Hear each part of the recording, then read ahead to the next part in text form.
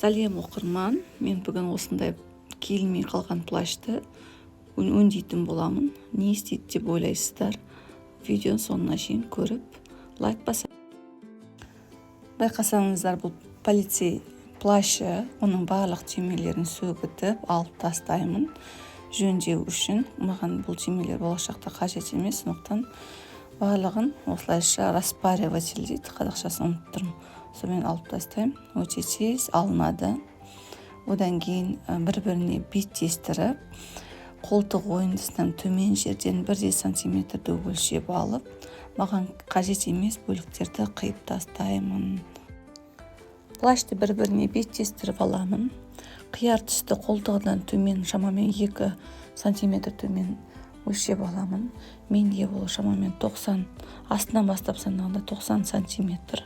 Оны ұқыптап, осылай сабынмен немесе бормен сызып аламын.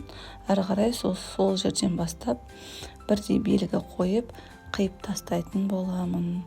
Видеоны қарасаңыздар, мұқияттап барлығы түсінікті болады сіздерге.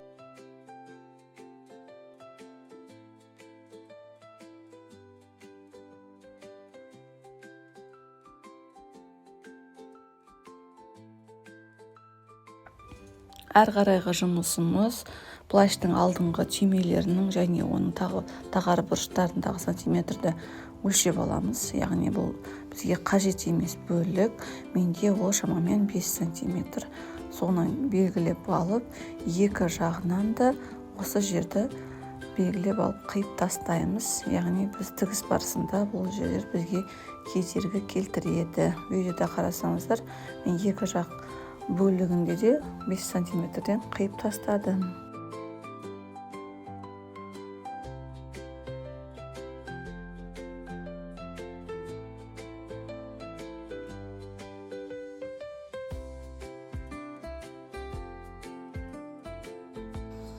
Плаштың алдыңғы бөліктері қиып біткен соң, арттағы осындай бөлікті бір-біріне беттестіріп, булавкамен түйрелеп, ары қарай машина тігіспен тігіп шығу қажет, өйткені бұл сумканың ең төменгі астары болады.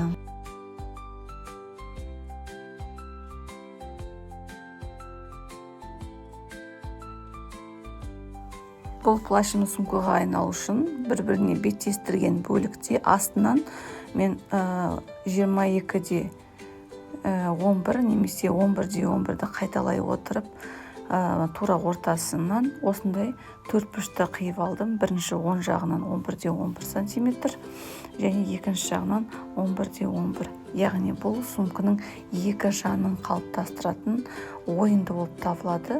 Мына видеодағыдай қарап отырсаңыздар, мен нақты түбін жасап отырмын. Сол бойынша белгіленген сызықтарды кесіп тастайтын боламын.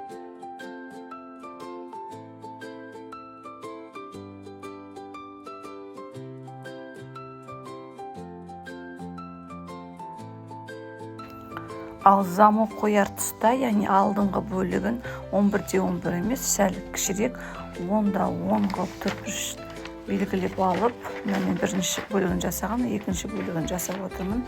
Сөйтіп төрт жағынан да сумканың бір-біріне беттесетін сызып алып, қиып тастайтын боламын.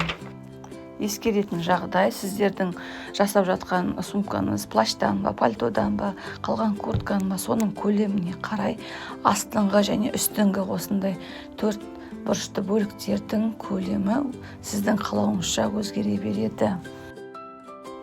Сіздерге түсінікті болу үшін сол жақ жоғары бұрышында менің тікпес бұрын сумкамның көлемі қандай болды. Соны қарап отырсаңыздар болады. Бұл сумканың астар жасадым. Сіз астарсыз жасасаңыз да болады. Мен осындай видеода көрсетілгенде ақшыл сұр түстес матаны алдым. Және бұл сумкаға ұстайтын бау жасау үшін мен қалдық маталардың барлығын 11 сантиметрден енін жасап, жетпеген жерін бір-біріне байланыстырып, видео бойынша тіктім. Және екі жағын бірдей қылып қиып алдым. Сумканың көлеміне сәйкес жасадым. Одан кейін осылайша екі жағынан дәл ортасынан бекітіп белгі қалдырдым. Бірінші жағына қойып жатырмын. Енді келесі жағына да көрсететін боламын. Сол біздің нақты ұстайтын жердің қақ ортасы болады. Яғни сіз өзіңіздің сумкаңыздың ұзындығына, еніне, көлеміне қарай өзгертіп жасай бересіз. Дайын сізде ремень немесе басқа да баулар болса жазсаңыз ыңғайлы. Енді бұлардың дұрыс орналасу үшін маған ұстауға 35-40 сантиметрдегі көлем жететін болды. Соны белгілеп аламын. Сол түсті мына сумканың ауыз бөлігіндегі ақ сызықтарға қарай орналастырамын. Екі жағынан 8 сантиметр немесе 10 сантиметр етіп бекітіп аламын. Толық бекіткеннен кейін барып мен машина тігіске ғана салатын боламыз. Яғни ол сумкамызды ұстаған кезеңде бізге ыңғайлы тегіс болып тұру үшін қажет.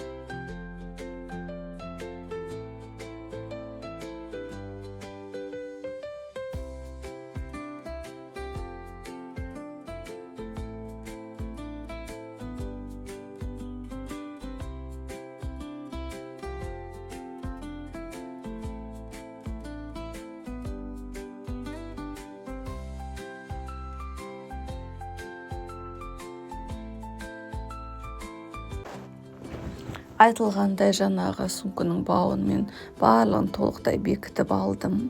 Одан кейін барып тігіске көштім. Екі жағы бірдей болсын деп тігер тұстарын өлшеп алдым. 8 сантиметрден төмен тігіс тігемін деп мына жерде мен жақсылап тігіп шықтым. Және 4 жағынан осындай крес сызықпен крестедім. Ауыр зат салған кезінде ол жақсы ұстап тұру үшін ыңғайлы және түгелдей айналдырғаным сумкаға мықтылық беру мақсатында болған еді. Сумканы бір-біріне беттестірсем, плащымызды, яғни сумкаға ұқсас әдемі бірден шығып келе жатқандай. Мен оған арнайы мынадай екі жағын осылай тігетін боламын. Астарын да бірге қосып, оған дейін мен екі жағының да ауыз жағын тікпес бұрын замок тігіп алуды ұйғардым. Бір-біріне беттестіріп көрсем, мен осындай замок алдым.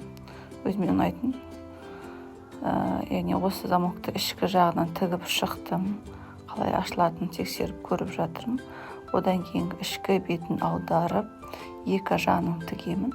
Одан кейінгі астыңғы, үстіңгі бөліктерді бір-біріне беттестіріп тігіп шығатын боламын. Яғни бұл тігілу жолы өте оңай сумкалардың бірі болып табылады.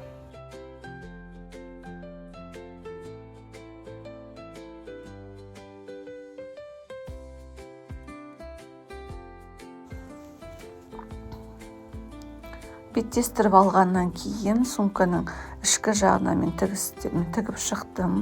Екі бөлігі осындай бағанағы квадраттардан осындай үлкен көлемді бөлік шықты. Бұрын айтып кеткендей осындай астар тіккен болатын. Астардың көлемі тура негізгі сумканың өзі сияқты болып шықты. Негізгі сумканы теріс айналдырып, астарды оң айналдырып бір-біріне беттестіремін. Замоктың ауыз жағын, яғни сумканың ауыз жағын толықтай ішкі жағынан тікетін боламын. Сумканың бұрыш-бұрышын қол тігісімен немесе машина тігісімен тағы да бір өңдеп шығамыз. Өйткені сіз сумканың ішінен зат алар кезде сізбен затпен бірге ішкі астар шығып қалмас үшін, яғни әдемі болу үшін мен бір бөлік қалдырдым замок тұсын бекітер тұста. Сол бөліктен оңға қарай айналдырып аламыз. Одан кейін замок тұсын сыртынан әдемілеп түзу тігіспен тігіп шығамыз. Сол кезеңдегі жаңағы айналдырған бөліктің өзі де тігіліп шығады. Біздің плащымыздың размері 50-52 болғаннан кейін бұл өте үлкен көлемді сөмке болып шықты. Мен үйдегі диванның екі жастығын, екі жұмсақ жастықты ішіне салып көрдім. Яғни бұл көп зат салған кезде көлемді және